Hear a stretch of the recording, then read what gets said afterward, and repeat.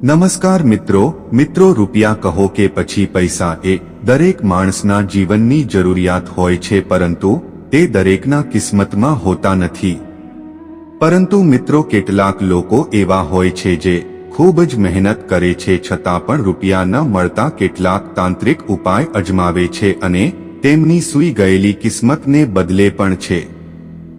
મિત્રો, જો તમારે પણ કઠોર મહેનત કર્યા પછી રૂપિયાની ખોટ દૂર નથી થઈ રહી કે તમે વધુ રૂપિયા કમાવા માંગો છો, તો આ વિડીયોમાં કેટલાક એવા તાંત્રિક ઉપાય બતાવ્યા છે જેને કરવાથી તમારી રૂપિયાની તંગી દૂર થઈ જશે।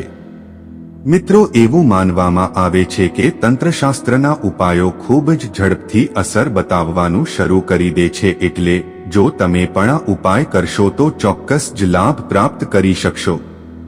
તો મિત્રો, હું તમને વિનંતી કરું છું કે તમે આજના આ વિડીયોને અંત સુધી જરૂર જોજો અને કોમેન્ટમાં ઓમ નમઃ શિવાય, જય હનુમાન અને જય માં લક્ષ્મી જરૂરથી લખજો, જેથી ઈશ્વરની કૃપા સદાય આપણા પર બની રહે।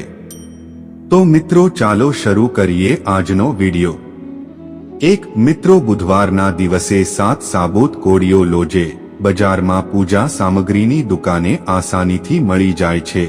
તેની સાથે જ એક મુઠ્ઠીમાં લીલા મગ લો અને બંનેને એક લીલા કપડામાં બાંધીને કોઈ મંદિરની સીડીઓ ઉપર ચૂપચાપ મૂકી આવો। મિત્રો, ધ્યાન રાખવું કે આ વાત કોઈને બતાવશો નહીં, નહીંતર તમારો ઉપાય નિષ્ફળ થઈ જશે અને આ ઉપાયથી જે વ્યક્તિઓ માલામાલ થવા ઈચ્છે છે તેઓનું સપનું ઝડપથી પૂરું થશે। 2 મિત્રો, કોઈ પણ સપ્તાહના રવિવારે 1 ગ્લાસ દૂધનો આ તાંત્રિક ઉપાય કરશો તો તમે પણ રૂપિયાનું સુખ પ્રાપ્ત કરવા લાગશો। મિત્રો, આ તાંત્રિક ઉપાય કરવા માટે તમારે રવિવારની રાત્રે સૂતી વખતે 1 ગ્લાસમાં દૂધ ભરીને પોતાના માથા ઉપરના ભાગે રાખીને સૂવાનું છે અને તેની માટે ધ્યાન રાખવું કે ઊંઘમાં આ દૂધ ઢળવું ન જોઈએ। પછી સવારે નિત્ય કામ કર્યા બાદ આ દૂધને કોઈ બાવળિયાના ઝાડની જડમાં નાખી દો અને આવું દર રવિવારની રાતે કરો।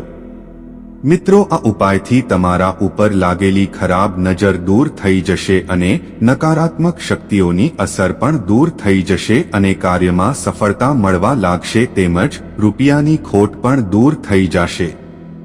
3 મિત્રો, જો તમે આર્થિક રીતે પૈસાની તંગીથી પરેશાન હોવ અને ઈમાનદારીથી મહેનત કરવા છતાં પણ ફળ ન મળી રહ્યું હોય તો આ ઉપાયને તમે કોઈ પણ સોમવારના દિવસે કરો। મિત્રો, સોમવારની રાત્રે ચંદ્રોદય થઈ જાય ત્યાર પછી પોતાના પલંગની ચારે ખૂણામાં ચાંદીની ખીલી ઠોકી દો અને આ ચાંદીની ખીલીઓ નાની નાની પણ લગાવી શકાય છે। મિત્રો, આ એક ચમત્કારી તાંત્રિક ઉપાય છે અને તેનાથી તમારા ઘરની આસપાસની નકારાત્મક ઉર્જા પણ નષ્ટ થઈ જાય છે અને તમારી રૂપિયાની સમસ્યા પણ દૂર થવા લાગશે। 4 મિત્રો, દર સોમવારના દિવસે સવારે વહેલા ઉઠ્યા પછી નિત્ય કર્મોથી નિવૃત્ત થઈને પવિત્ર થઈને તમારા ઘરની આસપાસ કોઈ પણ શિવમંદિરમાં જાઓ અને ત્યાં શિવલિંગ ઉપર કાચું દૂધ ચઢાવો। મિત્રો, જો તમે આવું દર સોમવારે કરશો તો તમારી બધી જ મનોકામનાઓ પૂરી થઈ જશે અને આ ઉપાયને ખૂબ જ સરળ અને ચમત્કારી પણ માનવામાં આવે છે। 5 મિત્રો, ધન સંબંધિત પરેશાનીઓને દૂર કરવા માટે તમે દર ગુરુવારે પીળા વસ્ત્ર પહેરો અને ખાવામાં પીળા રંગની મીઠાઈ ખાઓ, તેમજ તેની સાથે પીળા રંગની વસ્તુઓનું પણ દાન કરો। મિત્રો, આ ઉપાયથી પણ તમારી ધનની ખોટ દૂર થઈ જાય છે અને જો કોઈ વ્યક્તિ દેવાની ચૂકવણી ન કરી શકતો હોય તો તેને આ તાંત્રિક ઉપાય અવશ્ય કરવો જોઈએ। દેવાના હપ્તાઓની ચૂકવણી તમે હંમેશા મંગળવારે જ કરો, કેમ કે મંગળવારના દિવસે દેવાના હપ્તા ચૂકવવાનું શ્રેષ્ઠ રહે છે, એટલે એ વાતનું ધ્યાન રાખશો તો તમારું દેવું ઝડપથી દૂર થઈ જશે। 6 મિત્રો, જો શક્ય હોય તો હંમેશા ચાંદીના વાસણમાં પાણી પીવો અને ચાંદીના વાસણ ના હોય તો તમે ગ્લાસમાં પાણી ભરીને તેમાં ચાંદીની વીંટી નાખીને પણ પાણી પી શકો છો।